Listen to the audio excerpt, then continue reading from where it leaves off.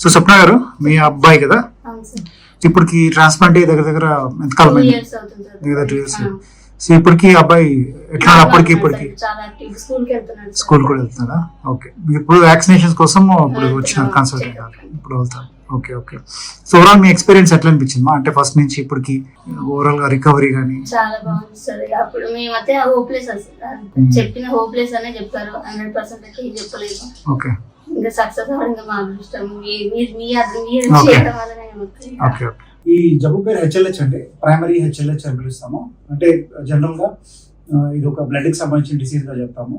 దీంట్లో ముఖ్యంగా మన ఇమ్యూన్ సిస్టమ్ ఓవర్ యాక్టివేట్ అయిపోయి మన కణాలని మన ఇమ్యూన్ సిస్టమే తీయడం జరుగుతుంది. దానివల్ల కణాలన్నీ పడిపోవడము, జ్వరం విపరీతంగా రావడము, అవయవాలు దెబ్బతిన్నడం అంటే లివర్ ఫెయిల్యూర్ రావడము, లంగ్స్ ఫెయిల్ అవడము. దీని ద్వారా ప్రాణాపాయం అనేది చాలా ఎక్కువగా ఉంటుంది వీళ్ళలో. సరైన టైంకి జబ్బును గుర్తించి మనము ట్రీట్మెంట్ చేసినామంటే రికవరీ ఛాన్సెస్ కొంతవరకు ఉంటాయి. సో ఇందులో ముఖ్యంగా ఏంటంటే హెచ్ఎల్హెచ్ లో మెయిన్గా ట్రాన్స్ప్లాంట్ అనేది మెయిన్గా ఉంటుంది. సో తన హర్ష కేసులో కూడా మనం ఏం చేసినామంటే ఫస్ట్ లో తను వచ్చినప్పుడు చాలా సిగ్గా ఉన్నాడు. ట్రీట్మెంట్ కూడా తీసుకోవడానికి కూడా మధ్య మధ్యలో చాలా ఇబ్బందులు వచ్చినాయి.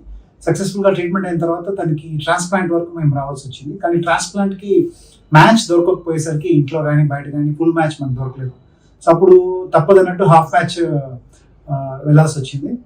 సో ఫాదర్ని మదర్ని ఇద్దరిని చెక్ చేసిన తర్వాత మదర్ మాకు ఎలిజిబుల్ అనిపించింది. తర్వాత మదర్ నుంచి ఈ స్టెమ్ సెల్స్ మేము సేకరించడం జరిగింది. ఆ సేకరించిన స్టెమ్ సెల్స్ ని పేషెంట్ కి మన హర్షకి కీమోథెరపీ తర్వాత అందించడం జరిగింది. దీన్ని హాఫ్ మ్యాచ్ ట్రాన్స్ప్లాంట్ అని పిలుస్తాము. జనరల్ గా హాఫ్ మ్యాచ్ ట్రాన్స్ప్లాంట్ కొద్దిగా కాంప్లికేటెడ్ ఉంటుంది దాంట్లో, ఎందుకంటే మిస్ మ్యాచ్ ఉంటుంది కాబట్టి ఈ పేషెంట్ తరఫున కానీ సెల్స్ తరఫున కానీ కొద్దిగా సంఘర్షణ అనేది వాటి సెల్స్ మధ్య ఉండడం వల్ల ఇన్ఫెక్షన్ రిస్క్ కానీ రియాక్షన్ రిస్క్ కానీ తర్వాత హాస్పిటల్ ఉండాల్సిన ఆవశ్యకత ఎక్కువగా మనం చూస్తుంటాం.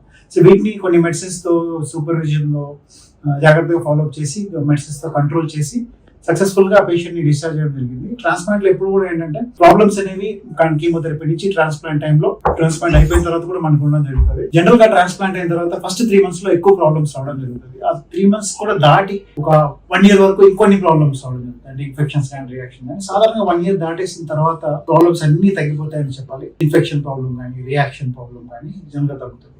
బట్ స్టిల్ అబ్జర్వేషన్ లో ఉండాల్సి వస్తుంది. తర్వాత ఇప్పటివరకు హర్షకైతే కొన్ని మధ్యలో సమస్యలు, లివర్ ఎంజైమ్స్ పెరగడము, కొద్దిగా జీవైజీ సింటమ్స్ కనపడము, మధ్యలో ఇన్ఫెక్షన్స్ రావడము ఇప్పుడు అయినాయి.